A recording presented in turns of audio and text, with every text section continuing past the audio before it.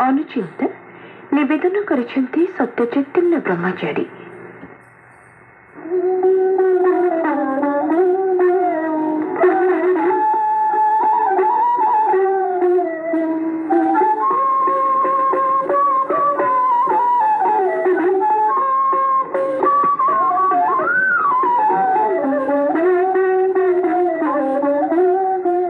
बंधु आम नीतिदिन अनेक काम करिथाउ से सब काम भितर कोठी ना कोठी भूलटी हो जाए ताहा अजाणतर हो बा परिस्थिति पड़ी कार्य भितर भूल ठीक न्याय अन्याय उचित अनुचित भल मंद नीति अनीति आदि विचार करिवार शक्ति परमात्मा केवल मनुष्य को ही देइछंती किंतु एबे देखा जाउची विचारशील प्राणी मनुष्य ही सबुठु बेसी भूल करुची। दुख आ शोचनार विषय हैला मनुष्य मंद कर्मटी करी सहजरे मानु नाही बरं से खराब काम को न्यायसम्मत बोली प्रमाण करने को आप्राण उद्यम करुची।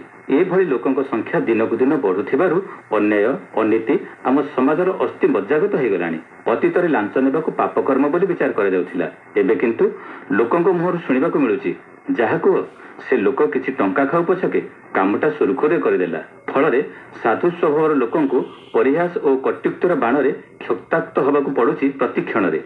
सबुठु बेसी परितापर विषय हैला आमे समाज जो मानक भद्र धार्मिक दानशील न्यायवान व्यक्ति बोली भावी थाउ सम्मान दे थाउ सेमानक भितरु अधिकांश व्यक्ति अन्याय अनीति संपृक्त थांती आउ अन्याय करने प्रोत्साहन मध्य दे थांती।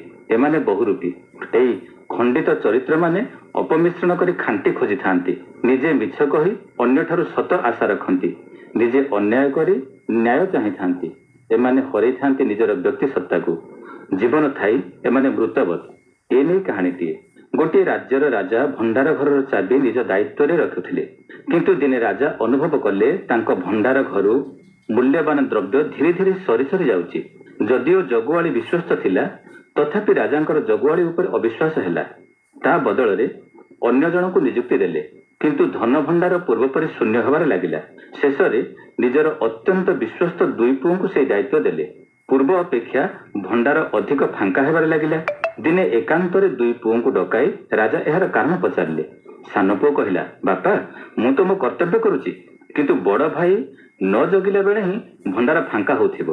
राजांक बड़ पुओ थिला चुपचाप स्वभावर पिला भंडार घर शून्य होबार कारण जानी मध्य से नीरव रहिला। राजा किछि कहिबा पूर्वरु सान पुओ तार सांगसाथींक सह खोजुथिला चोरी हेथिबा द्रव्य। जदिओ राजा चोर को चिन्हि सारिथिले तथापि लोक जानिबा पई चोर को खोजुथिले राजा। श्रोता बंधु एठारे भक्षक थिला रक्षक बेशरे चोर धरिथिला साधु बेश। राज्य रे अराजकता एपरि व्यापीथिला जे अवगुण को समस्त सुगुण बोली धरि नथिले। आज भी विभिन्न कार्यालय रे अनेक कर्मचारी निर्धारित समय परे आसी समय पूर्वरु चली जाउथिबार देखा जाए। कर्तव्य अवहेला करिबा लांच ठकेई अपमिश्रण आदि लिप्त रहुथिबा लोकमानक देखिबाकु मिलुची। एमाने राजार सान पुओ ठारू किछि कम मारात्मक नुहंती। एई खंडित व्यक्तित्व मानक आमे देखु जाणु चिन्हु किंतु किछि कहि परि नथाउ कारण राजुति सेमानक हाथ रे शासन क्षमता। एई मानक पई देशर प्रगति और अर्थनीति होइछि बाधा प्राप्त। भूसुड़ी पड़ुछि सामाजिक व्यवस्था। जो मनुष्य भूल करुची से जदि थरुटे स्थिर चित्तरे विचार करंता ए अन्याय मु केते दिन पई करुची कहा पई करुची अन्य को ठकिबा बहाना रे केते दिन निजको धोखा दे चलीथिबी। प्रत्येकंको जदि निजर कर्मफल भोगिबाकू होइताय तेबे मु कोन एथुर बाद पड़िबी। पिला बेले कोनोसी थिरे गोड़ बाजी गले ताकू छुई मुंडरे हाथ लगेबा सहित विष्णु बोली कहूथिलु।